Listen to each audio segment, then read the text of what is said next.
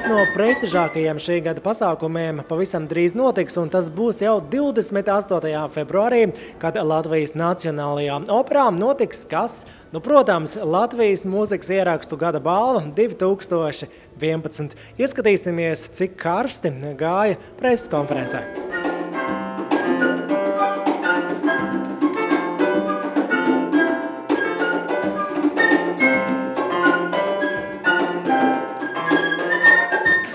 Dāmas un kungi, labvakar, kolēģi, mūziķi un žurnālisti, un es, kad ienācu iekšā, man likās, ka tas ienāca Grammy. Jā.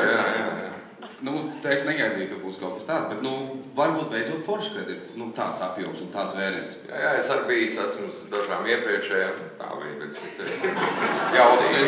jaudīgi. 5 nominanti uz labāko pop albumu šogad ir Dzimuši mūzikai, Okartes skatu.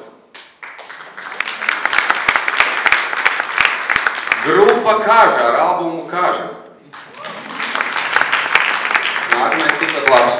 Grupa Meldra ar albumu Meldra. Šitas nav.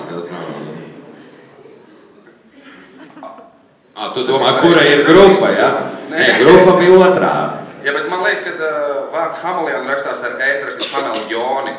Nu jā, ar es albumu nemācīju. Vēlreiz. Tu drukā, jā? Nu, protams. Tātad Hameleoni ar albumu Vēlreiz. Un, jā, grupa Instrumenti ar albumu True.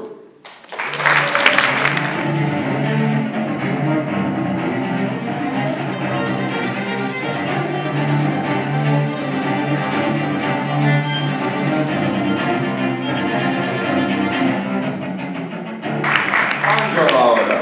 Lauri, otrā nominēta.